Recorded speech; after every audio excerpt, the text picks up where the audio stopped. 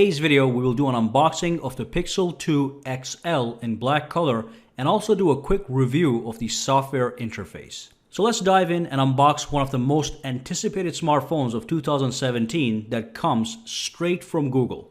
Alright, so let's raise the box, and as you can see, here's the Pixel 2 XL in its full glory and that gorgeous POLED display hiding behind the wrap. Let me just cite some quick specs. The Pixel 2 XL comes with a Snapdragon 835 processor, 4 GB of RAM, and a 6-inch POLED display that rocks a 1440 by 2880 screen resolution and 536 pixels per inches. These numbers are quite satisfactory compared to other flagships on the market. Now let's do a quick tour around the Pixel 2 XL, but before that, let me show you what you get in the box with your Pixel 2 purchase. So as you can see, you have all the standard stuff with a few additions. You obviously get the Pixel 2 XL, a USB Type-C 18-watt wall charging plug, USB-C to USB-C cable, a USB-C to 3.5mm headphone jack adapter, a quick start guide, and you get a little USB-C to regular USB adapter.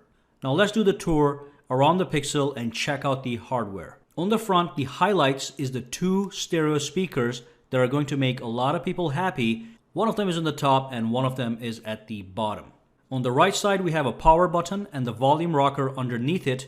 And on the left side, we have the SIM card tray. And of course, on the back side, we have the fingerprint sensor, which is placed the way I like it, under the camera, and more importantly, centered and within easy reach of your finger. And then we have the camera right above it. And of course, I like the fact that the camera sits in its own little rectangular block. The camera, of course, is the celebrated 12 megapixel camera with an aperture of f1.8 that received a really high DxO mark of 98. Highest in the industry, in fact, but we will not rely on that solely. Rather, we will wait for some real-life comparisons to see how this camera stacks up compared to other flagships. Regardless though, this camera will be one of the top smartphone cameras in the market. There's no question about that. Now finally, on the bottom we have a USB Type-C port, and as you can see, there's no more 3.5mm headphone jack slot, which may or may not give nightmares to some people. Now I personally don't care about them because I'm not obsessed with music 24/7,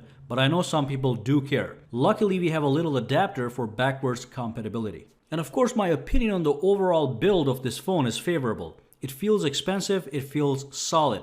It's not built with full glass, nor it is as shiny as some of the other smartphones out there, hence it doesn't attract too many fingerprints on the rear. However, the Pixel 2 XL does not have wireless charging. Anyway, let's dive in now and take a look at the software.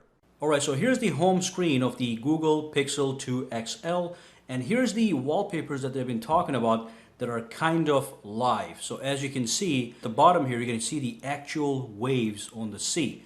Now you can go in here, if you press and hold, you can go to wallpapers, and then you can scroll to living universe, and you have access to a bunch of other wallpapers that have the same kind of real live effects. For example, if I tap on this one right here, as you can see, there's a bunch of birds that are flying on top over here, and then you get the zoom in feature. So let this set this as a wallpaper, and as you can see, it's very quick to be set.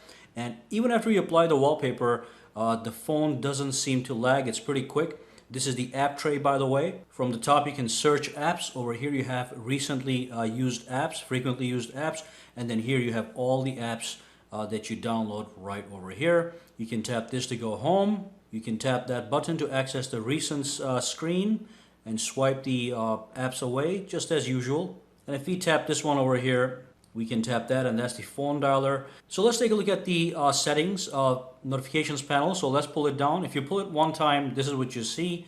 These are the quick toggles. You can tap that to go to settings, or you can pull down to reveal the full notifications panel, including all your quick toggles. On the top, you have a brightness slider. You can also tap this icon, the pen symbol here, to edit the quick toggle screen. So if I tap this, it's going to allow me to edit the quick toggles.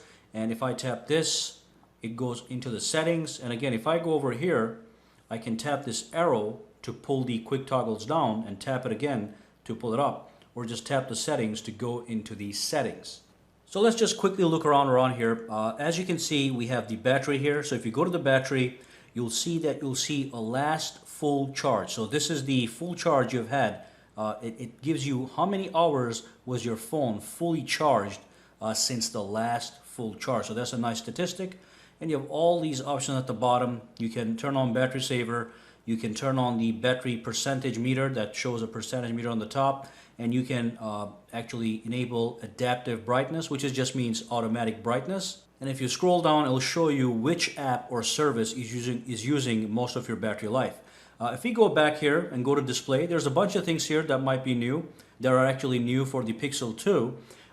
As you can see, you have the night light. That's the standard feature. Adaptive brightness is a standard feature. You can access the wallpapers from here as well. And you can tap on advanced. And the thing that you're going to see that is actually new is at the bottom here. It's called the ambient display. This is the always on display. Now when you tap this guy, you have a bunch of options. You can actually have it enabled. And if you do have it enabled, even when your phone is turned off, you're going to see a display that is on all the time. It's going to show you the time. It's going to show you the notifications and other information that I'll show you in a second. It is saying here that it's going to increase the battery usage, so use this carefully. You can always double tap on the screen to check the phone, and you can also lift the phone to check the phone. Let me show you what that means. And over here you can enable notifications. If you do get notifications, do you want to see them on the ambient display or not? You can turn that off if you don't want it, or turn it on. Now let's turn off the phone and see what this thing looks like. Alright, so that's the always on display. As you can see the time, the date, and you have a little notification at the bottom, and you can double tap to check your phone. Okay, and that's going to take you to the lock screen, and you can unlock it from here. In this case, I don't have a PIN number, but that is the always on display, the Pixel version, which is called the ambient display. Go back over here, and we don't have anything else. All right, you can always tap the help icon. It's going to give you some more information. Let's go back out. Another really new feature that the Pixel 2 XL is released with is the squeezing feature. So you're able to squeeze your phone to take certain actions. Now to access the menu where you can customize the squeeze options, you have to go to the system and you have to go to language input and gestures. Before that, take a look over here. It is running Android 8.0. Okay, so this is the latest version of Android. I just checked to see if there's an update. There's no updates. It's up to date. And let's go back here. Go to language input and gestures. And from here, you can tap on advanced. And then at the bottom, you have what is called the active edge. So this is basically what allows you to squeeze your phone and actually access functionality such as launching your Google Assistant. So if you tap on it, it's going to go into the detail menu. And as you can see, you can squeeze for Assistant, that is the Google Assistant. You can allow this to happen when the screen is actually off, and you can also squeeze for silence. So if somebody's giving you a call, you can squeeze your phone and it's going to silence that phone call. And of course, in every other scenario when somebody's not calling you, if you do squeeze your phone, it's going to bring up the Google Assistant. And from here, you can actually check up on the squeeze. You can modify the squeeze sensitivity. So you want to lightly squeeze the phone to bring up the options, or do you want to firmly squeeze the phone to bring up the Google Assistant? And of course, if I'm holding the phone in my hands, I can give it a test drive. If I squeeze it, as you can see, it actually shows you that the phone is being squeezed, and you can launch the Google Assistant from here. I did not set up Google Assistant yet, so it's not going to show up. Again, let me give it a squeeze, and you can see the little feedback on the screen here. Okay, so this is the screen where you set everything up. Alright, so let's move on to other stuff. And going back to the home screen, again, everything is as usual. You know, press and hold to bring up the menu. You can add widgets from here. So we have all these preset widgets. Of course, as you know, with Android, you can download millions of other widgets. Go back out here. I already showed you the wallpapers. And of course, we looked at the living universe, but you have access to all these different wallpapers. Come Alive wallpapers, not bad, nice and crispy. Come and Play, these are more playful. You have things like Keep Looking, In the Shadows, all these different themes that you can enjoy, such as the Earth wallpapers here as well. Okay, there's so many of these guys that there's a huge selection of high quality wallpapers. But of course, the highlight is the living universe wallpapers that are animated. All right, take a look at this. This is the actual world. Let's just say allow. As you can see, the whole world actually rotates. That's the animation. All right, let's go back out. More settings, home settings. So you have a bunch of other things you can do. Add icons to home screen. When you download a new app, display the Google app suggestions, blah blah blah, allow home screen rotation, which is, if you want landscape or portrait. All these things are right here. Okay, so that's basically a quick overview of the software functionality of the Google Pixel as well as the unbox.